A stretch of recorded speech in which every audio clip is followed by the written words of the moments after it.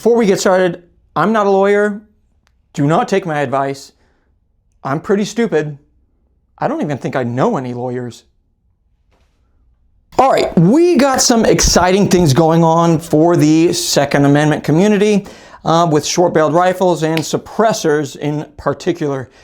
I will say things are looking really good, but the waters are still a little bit murky, and you should probably hold your horses a little bit.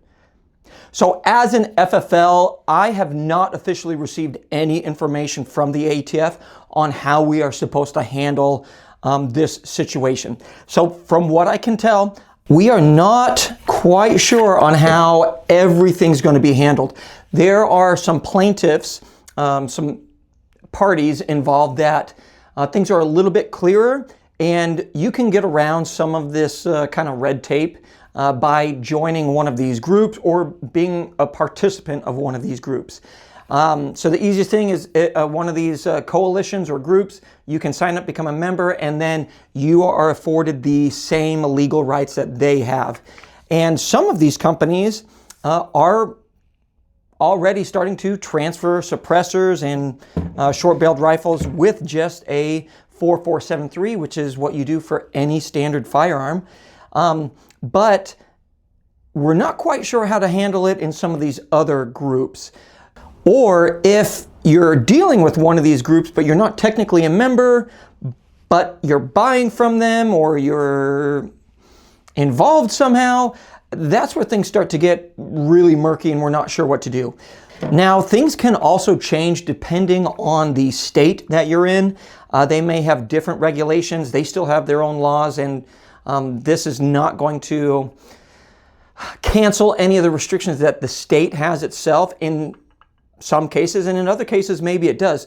But we're still not quite sure how everything's going to play out. And to be honest, we've kind of been in this situation before where we've thought something really good was going to happen, and then the rug just got pulled right out from underneath us. The most recent one I would say is probably with Franklin Armory and the Antithesis firearm, which legally sounded like they had found some loopholes and were able to get around some of the NFA restrictions. You may recall that the NFA and GCA define a rifle as a shoulder-fired firearm that fires only a single projectile through a rifled bore. We did not pick the words only and single. Congress did. As facilitators of freedom, we just used their words to your benefit. But it kind of came back and bit them in the butt, and a bunch of people ended up trying to purchase the firearm. Some people, sounds like, actually got the firearm, but then they had to surrender it back. So they had to give the firearms back, and then the ATF shut it down completely and said, no, this is not allowed in how you're doing it. So the Antithesis is gone. So this wouldn't be the first time that we thought something really good and legally, and how things were worded and all that fancy mumbo jumbo, it sounded legitimate, and then it changed. Now, you'll remember they kind of did this with SB Tactical with their arm braces, where they approved one style, and then SB Tactical would come out with a new version that had improvements to it, and then ATF would kind of get their panties in a twist here and say, hey, hold on, we didn't approve that one, so you can't sell that one until we approve it. Real quick, I just want to ask you guys to like, comment, and subscribe to the channel. I don't accept anything from anybody. I purchase everything that I have, and I do the reviews. I do not like the contracts that I have to sign when I accept something for a review. So things get really expensive for me. So it would do a lot for me and for the channel if you just like, comment, and subscribe, or actually consider becoming a paying member. Thanks, and let's get back to the video. So my advice right now would be, before you do anything, let things settle down.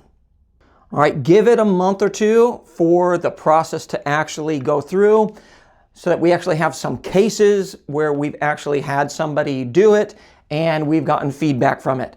Because if you fall into kind of one of these gray categories and you get taken to court, that may be a pretty big chunk of money that you have to pay in order to prove that you were legally correct. And while at that point I would thank you, because now it's like, well, you spent $100,000 figuring out if we can put a buttstock on the pistol without doing any kind of Form 4 registrations. Thank you. So until we have a little bit more feedback and things have gotten a little bit clearer, I would say you should probably wait a month or two before you decide to do anything.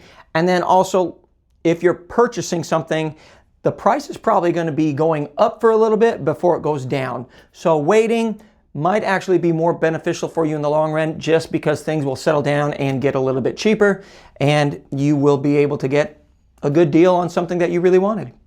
All right, everybody, that's going to do it for this video. Don't forget to like, comment, and subscribe to the channel. And until next time, we'll see you later.